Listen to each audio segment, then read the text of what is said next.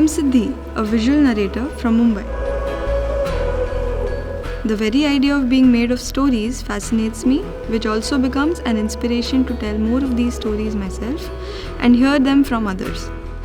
Hence, I scribble, sketch, paint, doodle, write, or animate for communication until the strokes and the lines start moving as fearlessly and honestly as they should be without any shoulds or should nots, while the stories turn their way from reality to simple but layered and fun metaphors or parables. There is no dearth of motivation when there is a small window on my apartment wall that opens to something that fits about 1,000 people, along with flyover, some railway tracks with trains, a market, and a bunch of crows filled in that dense air bearing smells of human skin, leaking petrol, dog piss, and half cooked fish from other windows, all in one frame at a time. Otherwise, I study animation film design to fuel all my scattered interests, trying to put them together from nothing to something.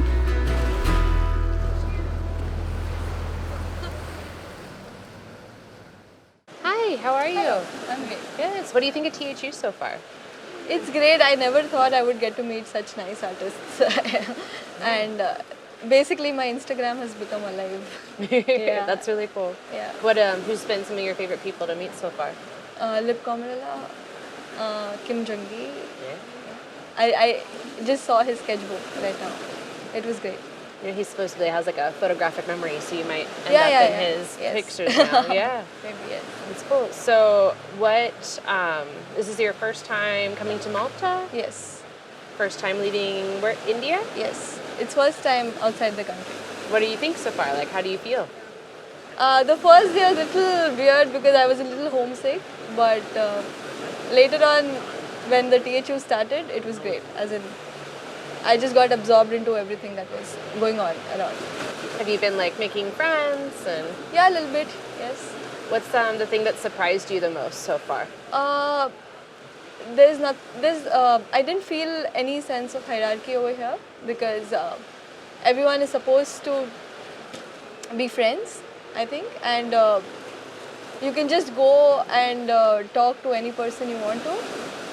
But I really didn't expect that because I was wondering if I would get to talk to like such great people.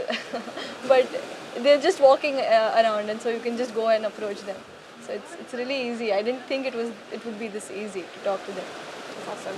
Yeah. So, tell me about where you're from in India. I'm from Mumbai. Mumbai? Yes. Awesome. And then, does that influence your art? Yes, it does. In which ways? Um, Visually, whatever comes to my mind is mostly inspired by the spaces around. And since I'm from that place, I know that space better than any other place. Which is why Mumbai is basically known for huge population and a lot of people around, cramped spaces. Which is, I think that shows in my lines. And basically the concept of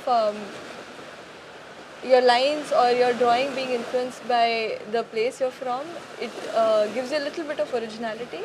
And then you're in university? Yes, I study in the National Institute of Design in Gujarat.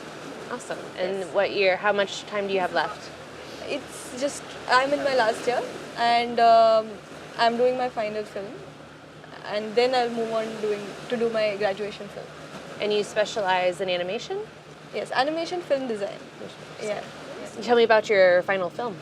So this film is about this old lady trying to cook a traditional dish from that area, and the story revolves around urban migration that takes place, especially in that area, where a lot of people are moving to the cities, and their parents who've been staying in the village for a very long time get left behind, and the problem arises when they become really old and there's no one to take care of them, and it's a taboo to leave them in old age homes, and it's not considered to be really good. So and plus emotionally also people are not ready to send their parents to old age homes, which is why they want, the children also want their parents to come and stay with them in the cities. So her kids are fighting in the drawing room about who gets to keep their mother, because they're planning to shift her to the cities.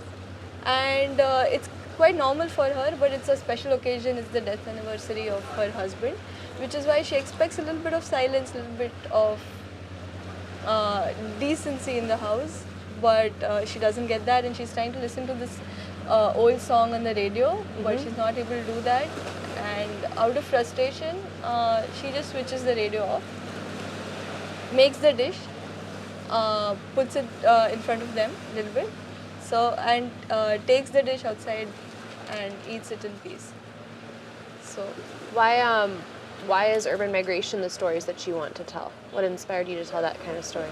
the place where I am originally from, my grandfather shifted to Mumbai, but originally we are from the Gujarat-Maharashtra border, where there are a lot of women, old women especially, that get left behind, and they really don't want to go to the cities with their kids, because the villages, they consider the village as their homes, and they don't want to adjust, or they're not comfortable in the city lifestyle.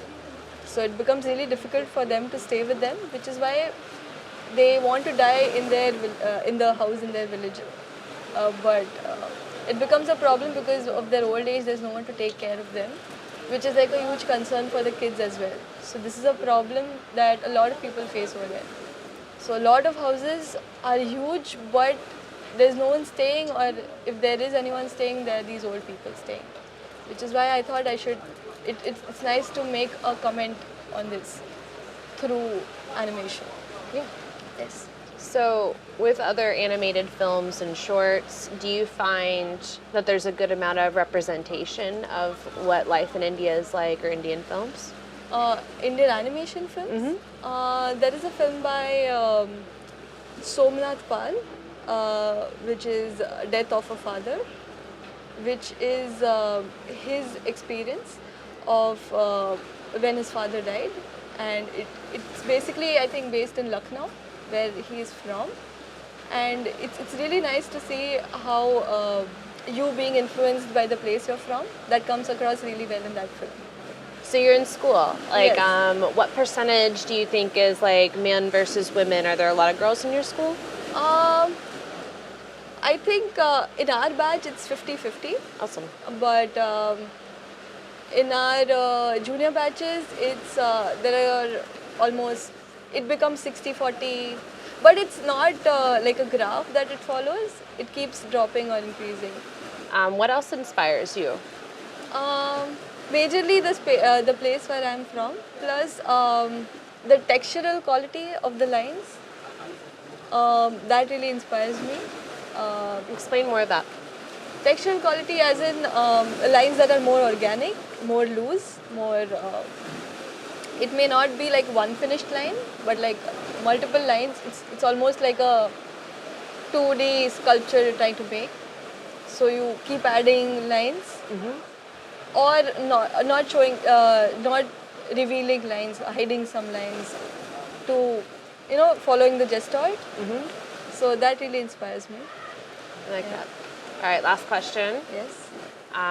What's the biggest thing you feel you've had to overcome to be who you are today? Just a nice little easy one for the last one. The biggest thing I think I had to overcome was confidence in a way, because especially for budding artists, you face a lot of criticism at the start, which is good for some people, which some people don't take it really well. So what happens is you end up losing a lot of your confidence. You end up